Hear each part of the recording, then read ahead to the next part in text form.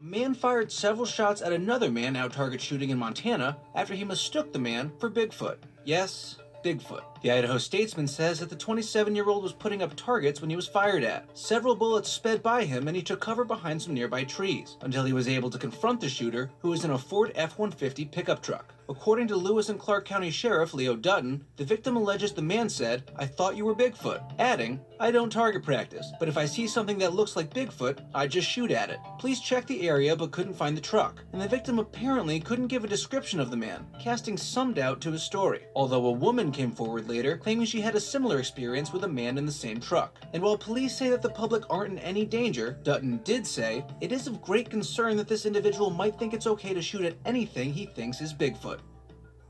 Why so sure? Check out these three photos here. These footprints measure 24 inches long and 38 inches apart, and the person who found them says he believes they belong to none other than Bigfoot himself. It's a site in Medical Lake that stopped Steve Meacham and his wife in their tracks. We saw that and it says, yeah, hit the brakes, and said, oh, we gotta get pictures of this. This is cool. They snapped these photos of these mysterious 2-foot-long snow prints Meacham says are just too big to belong to humans. If it turned out to be something else, so be it. But I believe that it could possibly be Bigfoot. Meacham posted these photos to Facebook, and the post has gone viral. Some speculate they could have been left by a snowshoer or another creature such as a moose, but he's convinced they belong to none other than Bigfoot himself. I see two prints.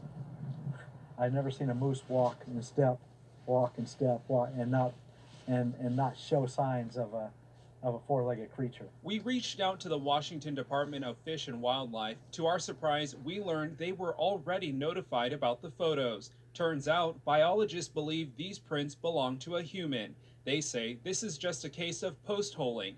This is when hikers plunge into deep snow. However, Meacham is convinced the legend of Sasquatch is more than just hype in the Northwest. I have no idea. Maybe just passing through, enjoying the Medical Lake people, Medical Lake's a nice little community.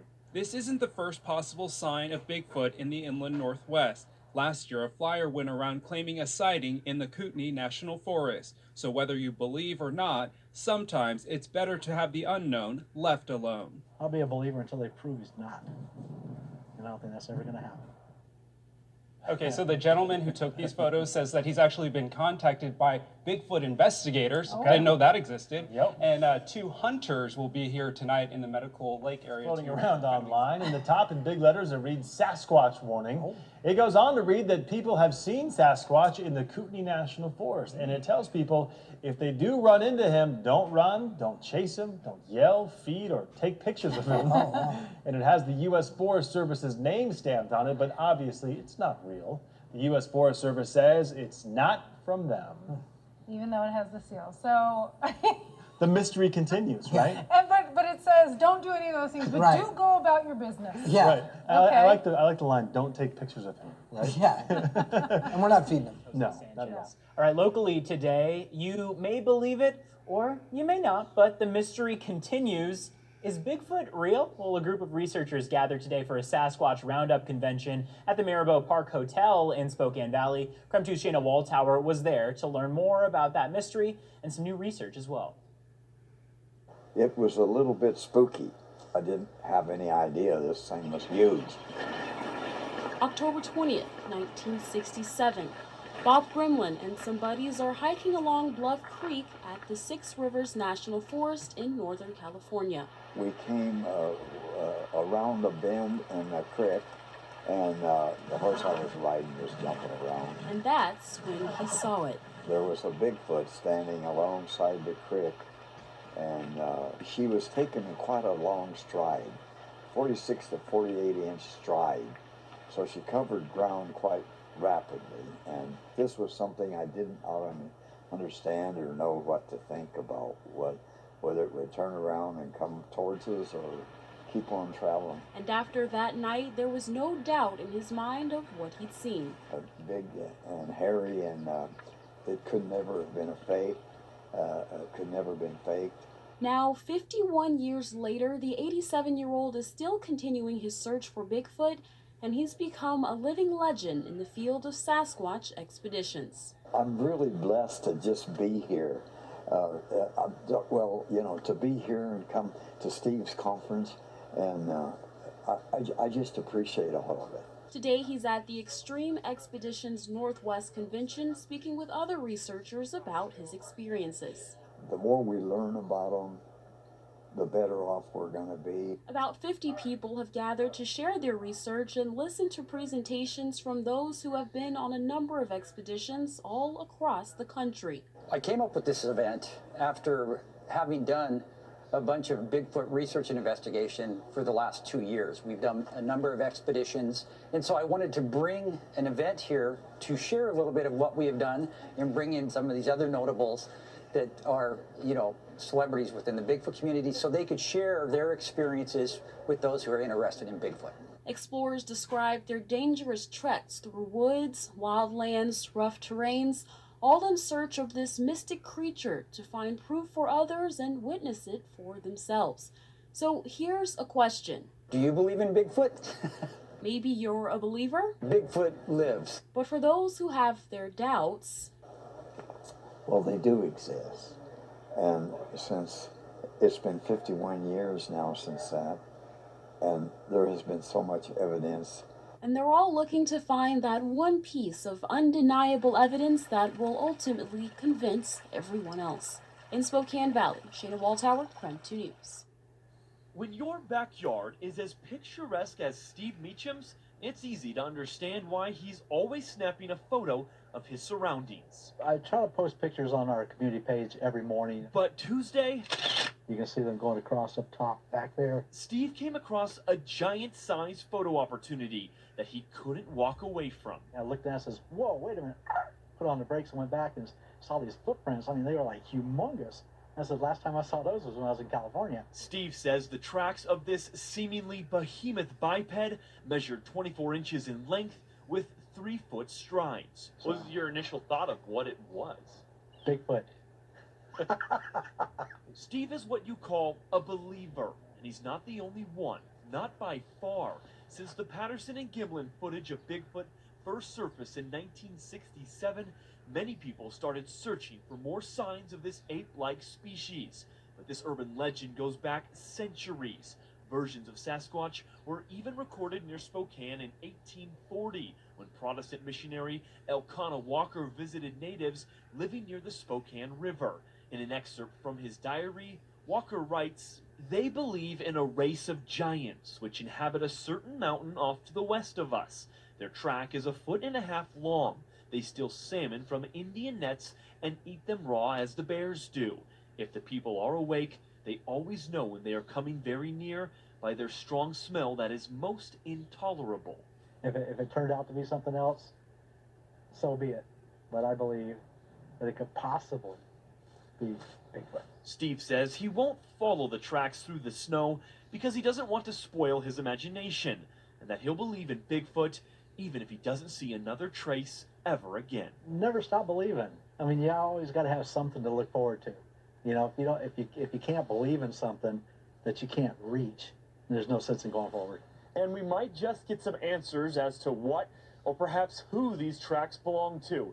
Steve tells me he's been contacted by a Bigfoot hunter who plans to come out here tonight and follow the trail to see if it does indeed lead to Sasquatch. In Medical Lake, I'm Joe McHale, KH. Is it myth or does Bigfoot really exist? A Spokane woman claims that she captured the hairy beast on camera at Downriver Park a few days ago. And now she's posted it on YouTube for you to decide. KXLY4's Annie Bishop is live with a look at that video. Well, and the woman captured this video on her iPhone. She didn't want to talk to us tonight about the video, so tonight we went on our own mission to track him down. Look closely in the right-hand corner of your screen. There he is, a hunched-over mysterious creature creeping through the woods near the Spokane River. Could it be true? Bigfoot in Spokane? We wanted to find him for ourselves, ask him a few questions, so we turned to Google for a little help. Spokane Community College it is, where signs Looks like a normal person to me. of Bigfoot are everywhere. He's a very avant-garde guy. He likes to do what he likes to do and not like to be bothered. SCC is Bigfoot country. Certainly he's been spotted here. Does he go to school here? No. No. No, I don't believe so. Have you seen Bigfoot around campus? Only in the glass cases. Every once in a while. Just here and there, but we haven't talked. So we showed Adam Sharp, drama professor at SCC. Well, I don't know. Hey, Charlie. Yes, sir. And several students. Does that look like Bigfoot? Could be. The video. Oh, I see it now. It's probably Adam back here at the play, just walking in the woods. To help point us in the right direction. Probably be pretty good at basketball. Basketball? Yeah, he looks pretty tall. So maybe we should try the gym. Yeah. The gym it is, where these co-ed volleyball players are a little skeptical. Yeah, that doesn't look like a Bigfoot. No way. But not so fast. Do you think Bigfoot's real? Let me tell you what, I see a Bigfoot right now. And it's right over there in the other room. Did you guys see that when you came in? All right, Mr. Bigfoot, now that we have your undivided attention, I want to know, is this you in the video? He's always shared his post. Never seen him leave his post before. Fair enough. Maybe he has family in town. And if you couldn't tell, we had just a little bit of fun on that story. Now, if you'd like to take a look at the video and decide for yourself, is this really Bigfoot or a hoax? You can log on to our website at kxly.com.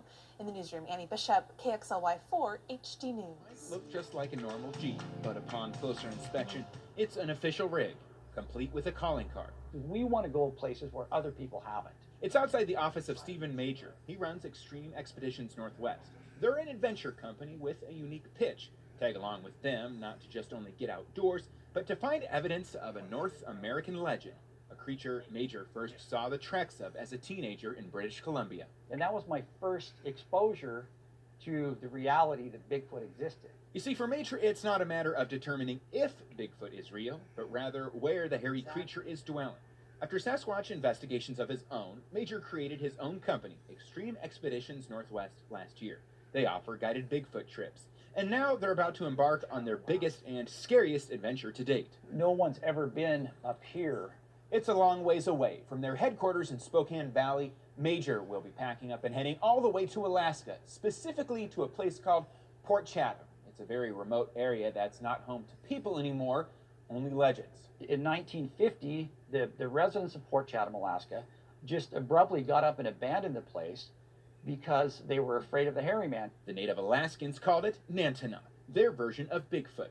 Settlers of Port Chatham shared stories of people who left to hunt and never returned. Others were found dead. He's been known to stalk humans. He's a cannibal. He goes after people. The stories don't seem to bother Major, or the nicknames of the areas near Port Chatham where this Bigfoot is rumored to live. And they call it the Lake of No Return because people would go up there and hunt Dall sheep and not come back. Major has been to Port Chatham 3 times before to scope out the area. This is footage from last September when he and a team looked for signs of the legendary cannibal. We found tracks. That's as far as we made it, and we got the hell out of there after that. Now that's going to change. Later this month, Major and 3 others will return to Port Chatham. They'll venture up to the Lake of No Return and camp there for a couple nights. Unlike other Sasquatches, Major says this one isn't elusive and may try to approach them. No one has gone in there with the sole intent of finding definitive proof of the hairy man, trying to force an encounter with him. So that's what makes this trip unique, he says. It's too remote for anyone to pull a hoax. And for those non-believers, Major has a message. What I tell people is this. If they're a real doubter about it, I say, just come along with us. Come on one of our expeditions, and you'll be a believer when you're done. What he and the team will find remains to be seen, but Major says they'll be ready. I'm excited. Really, really excited. In Spokane Valley, Taylor Vito, Cram 2 News. When it comes to spotting Bigfoot than others, we've got How is this news? Come on now. What do you mean, how is this news? I don't know. It's Sasquatch, Kirsten. It's a big part Are those of... supposed to be... Data from the Bigfoot Field Researchers Organization. See, it's even got its own organization, Kirsten. All right, they compiled a list of the 8 best states to see Bigfoot. The data is a combination of eyewitness accounts, which there are a few of, recently uncovered evidence, okay? Tell me more.